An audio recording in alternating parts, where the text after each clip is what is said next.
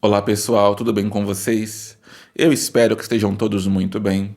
Logo de antemão peço perdão pelo meu rosto, que acho que eu nunca apareci aqui no canal tão abatido quanto eu estou hoje, mas eu fui acometido pela dengue, mais uma vez, terceira vez na vida. Eu acho que é a terceira vez mesmo, talvez quarta, mas acho que é a terceira vez. Ano passado, mesmo mês, abril, tava com dengue, lembram? É uma coisa horrorosa, acho que é da minha região, né, gente? Então eu estou aqui, né, com a cara de quem está moribundo, perseguido pelos psicopompos, né, os espíritos que querem me levar para um umbral, mas não vão me levar hoje, né? Marquei hora para eles me levarem em outro momento. Hoje estou assim, estou aguentando assim. Então, se a minha cara de morto incomodar, você não vê o vídeo. Mas se conseguir suportar, se tiver fibra moral, você aguenta e vê assim mesmo. E vamos falar agora da questão que a gente vai abordar.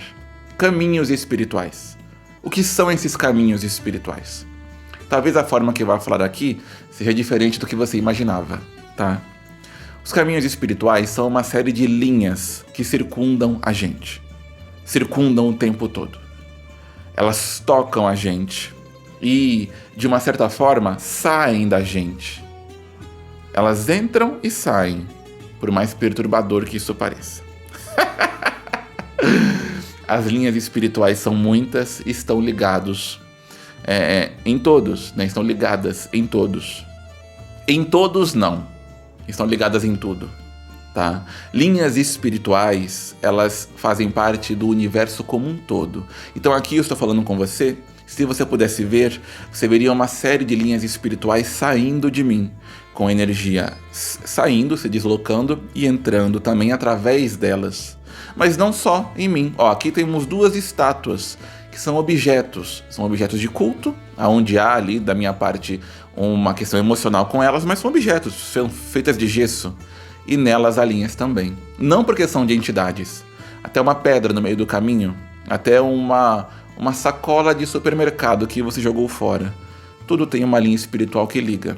E aquilo que é vivo não tem uma, tem às vezes centenas de linhas espirituais ligando. Quando você pega todas as suas linhas espirituais, que são linhas finas, e une elas, se torna então uma linha mais grossa, como uma pequena corda, ou um barbante, vamos dizer assim. E você verá em culturas milenares, diversas culturas, as parcas entre os romanos, as moiras entre os gregos, né? Tem até outras, eu tenho aqui anotado, as nornás entre os escandinavos, e as sudices entre os povos eslavos. E aí, entre outras muitas culturas, inclusive latinas, a gente vai ter a ideia de alguém no mundo espiritual que não produz as linhas, mas consegue lidar com elas. Quando todas as suas linhas espirituais estão juntas e viram esse barbante, aquilo se torna a sua linha da vida. Se essa linha for cortada, ela for cortada, então significa a sua morte. É o seu desligamento deste mundo. O que era seu continua lá. Lá aonde? Bom, se são linhas que são ligadas aqui, e todo mundo que enxerga as linhas verá elas saindo de nós e indo para o alto, saindo aqui da terra, para onde elas vão? Não faço ideia. E de um modo geral ninguém faz muita ideia. Mas o que a gente sabe é que nós somos um ponto final das linhas. Elas estão em nós, mas nós não somos a origem delas, entende? O nosso núcleo, a nossa parte original mesmo, não é aqui. E não sabemos onde está, nem quem criou, nem como é que funciona. Então não vou mentir para vocês inventando uma parte da história que eu não conheço, só vou contar a que eu conheço, né? De onde eu tirei a ideia de falar isso? Eu faço arte mediúnica, né? Estava comentando lá com algumas pessoas esses dias, que quando eu vejo uma entidade, a entidade se apresenta para que eu então possa criar uma imagem a partir do que ela mostra. Faço um pequeno ritual, né, que eu não vou dizer como é, porque é uma coisa íntima, mas a parte final do ritual é eu erguer a minha mão e fisicamente eu conseguir tocar em uma linha que não é minha, que é oferecida pela entidade. Aquilo me enlaça e por algum momento, poucos segundos, eu tenho na minha mente o que a entidade quis mostrar. Então eu entro em contato com ela e é como se eu entrasse no mundo espiritual para ver. Eu não estou lá, nada lá vai me tocar, porque lá eu não existo, eu estou aqui vendo. né? Mas eu sinto como se estivesse lá porque é muito forte. E aí eu posso, de fato, ter a visão e aí se mostram coisas muito interessantes. A entidade, através deste caminho dela, me manda mensagens do que ela quiser. Então, quando eu produzo uma arte mediúnica, pode ser as coisas mais variadas. Até vou mostrar para vocês aqui uma arte mediúnica. Eu não costumo expor elas explicitamente, né, para que ninguém copie, né? Mas, por exemplo, isso aqui é uma belíssima Maria Padilha, né, que quis mostrar desta forma. Vamos ter em oposição aqui uma Dama da Noite, que quis se mostrar de outra forma. Vamos ter, né, uma Maria Farrapo de maneira bem diferente, né? Nós vamos ter aqui uma série muito grande de entidades, né? Este aqui é Exu Pimenta, né, gente? Que se mostra dessa maneira muito diferente do que eu imaginava. E vem ali mensagens e mensagens das entidades. Olha, outra Maria Padilha também com uma imagem bem completa do que ela queria que a médium visse, né? Do que ela queria que a médium entendesse, né? Que temos uma belíssima Maria Mulambo também. Então, isso é conseguir acessar um caminho. Só que fora isso, né? Isso que eu faço, eu vou tentar explicar para vocês aquela questão máxima que a gente sempre escuta, que é: seus caminhos estão fechados. Essas linhas que chegam até nós na espiritualidade, elas é que vão trazer o destino. Nós não carregamos o nosso destino conosco. Ele é pesado demais, tá? Ele é pesado demais mesmo. Não dá para você arrastá-lo nas suas costas. Então ele vem para sua vida em pequenas doses, como se fosse um conta-gotas.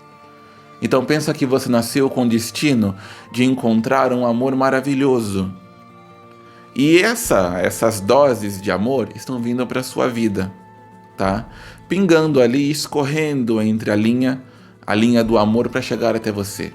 Como se fosse, às vezes, essa linha até uma pequena mangueira, um pequeno catéter ali, trazendo isso.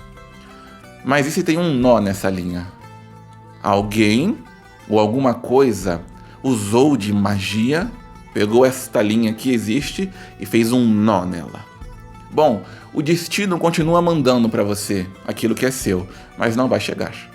Começa a ficar entupido, começa a ficar embarreirado.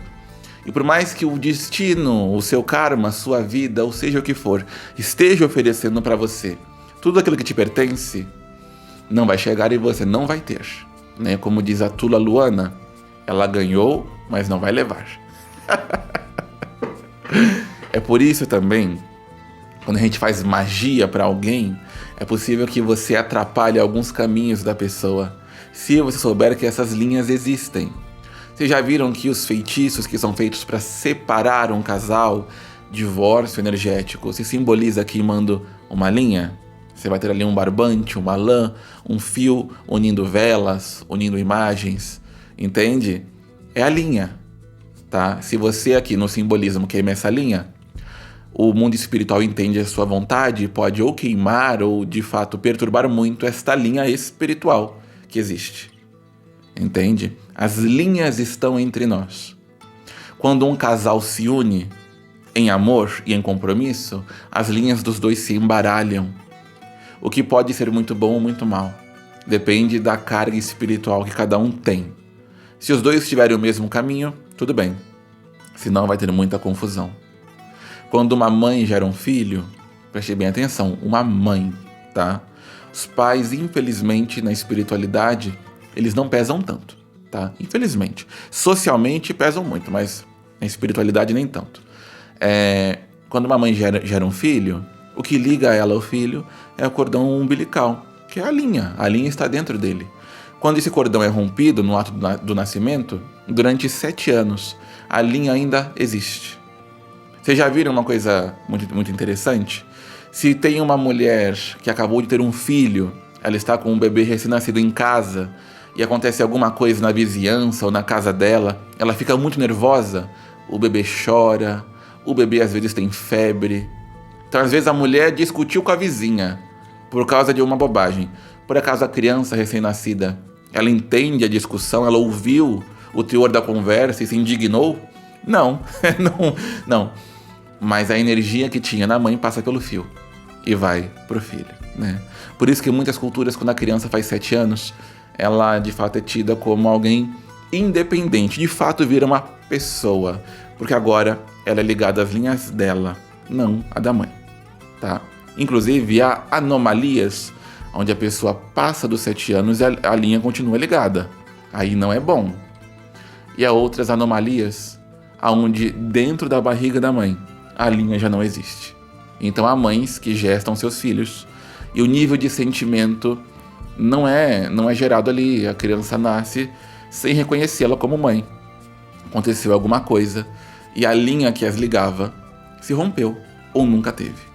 Então, saibam, as linhas são muito importantes, elas são os caminhos.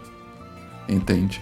Toda vez que você quiser fazer algo para si, ou também se você que me vê é um sacerdote ou um feiticeiro e você quer fazer algo para ajudar ou atrapalhar, sempre pense nisso.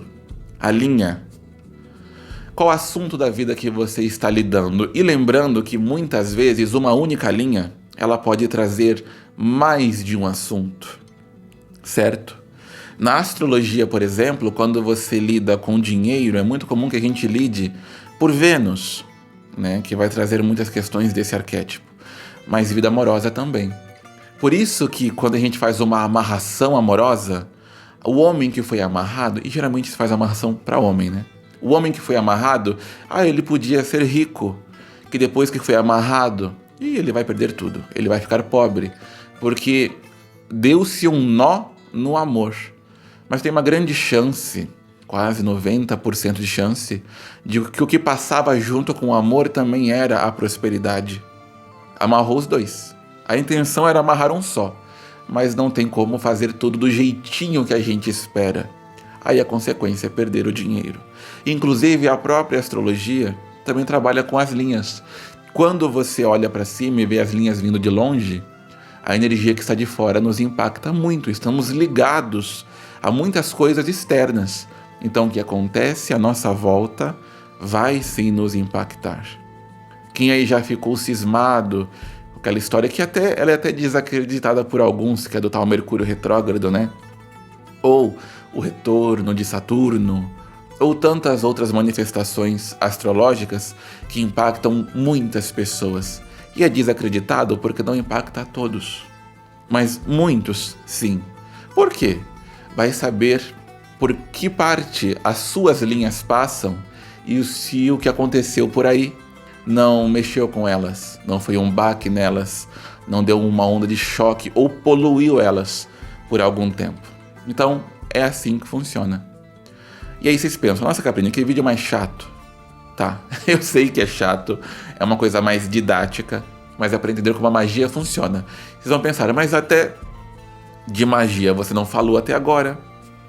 Vou dar um exemplo para vocês. Se eu pego um pentagrama e eu pego um giz, por coincidência eu tenho aqui um pedacinho de giz. Esse giz é um giz de professor escrever em lousa, tá? Ele não é um artefato místico. Você pode usar também um efum, pode usar também uma tintura. Quando eu faço meus selos, né? Costumo usar uma tintura que é feita a partir de gesso, carvão e sal. Batido no pilão, coloca um pouquinho de cachaça, né? Ou de álcool, ou de água também, se o espírito que você vai convocar gosta. E aí você vai desenhar no chão símbolos com aquilo. Quando você desenha fica preto, quando seca fica cinza. Ótimo. Mas é essa minha tintura, ou é o giz, ou é o efum, ou é a pemba, ou o que seja, que sacraliza um símbolo desenhado? Não. Se você pegou a sua mão e com uma intenção você faz um desenho, então você faz aqui um pentagrama, a minha linha de espiritualidade, que deveria acabar aqui na minha mão, ela vai se alongar no formato do desenho que eu fiz. E ali se cria um espaço específico. Eu criei agora um caminho específico. É por isso que existem os tais pontos riscados. Também de forma muito similar, os antigos sigilos e selos, as runas e por aí vai. Os símbolos, que a gente às vezes pensa, nossa, por que alguém pega e desenha um símbolo e aquilo tem tanto poder? É só um desenho. Não, aquilo foi canalizado, sabe? Foi criado um espaço ali e agora existe uma linha naquele formato.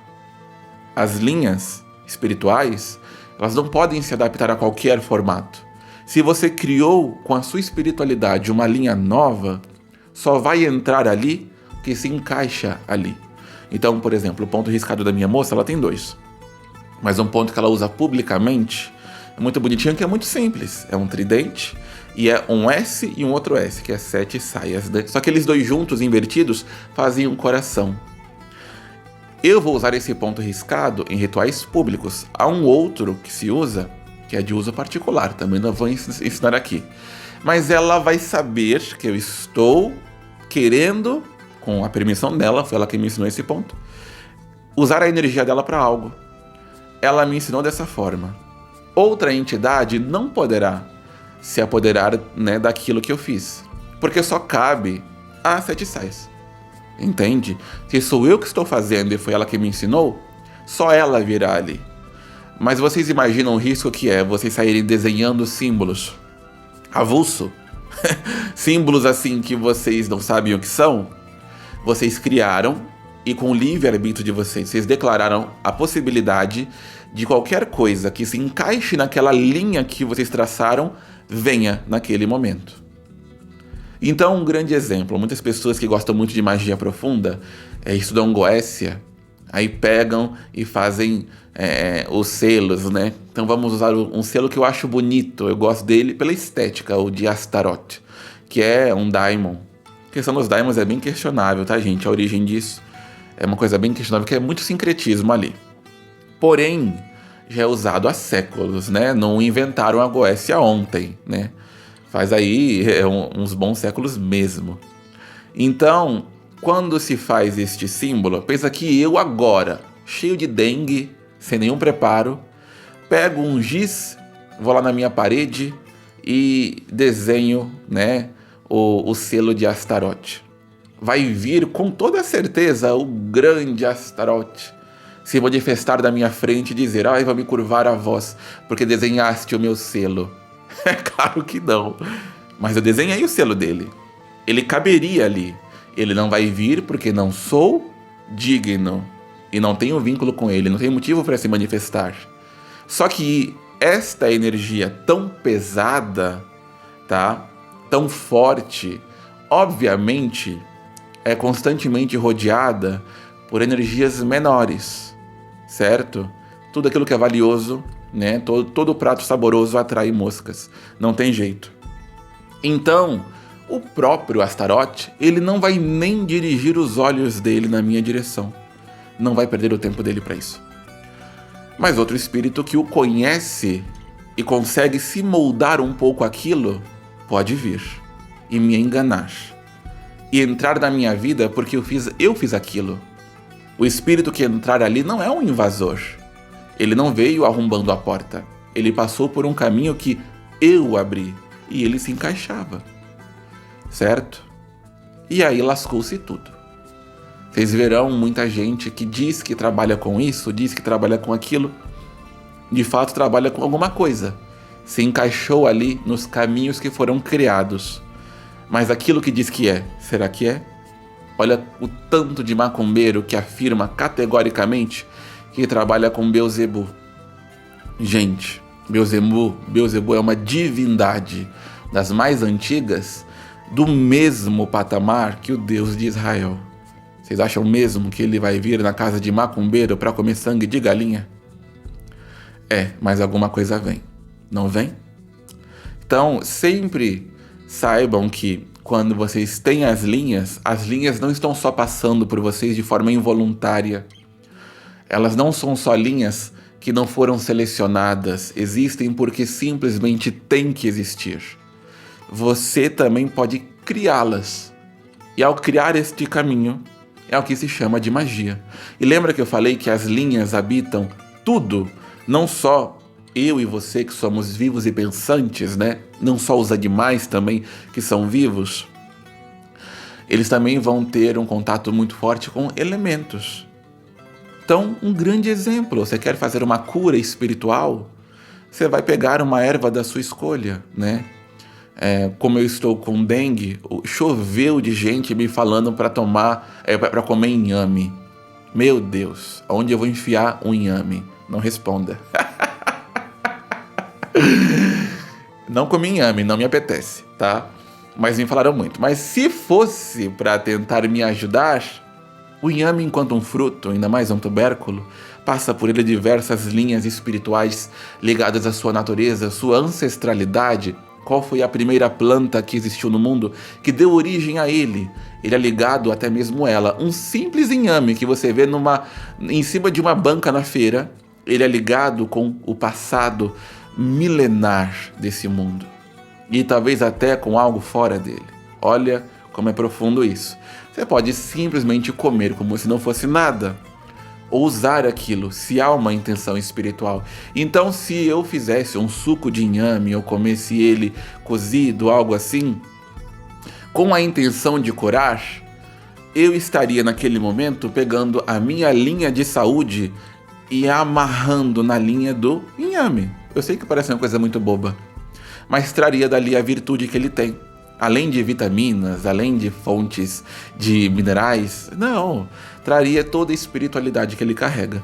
Por isso que um banho de ervas pode curar você.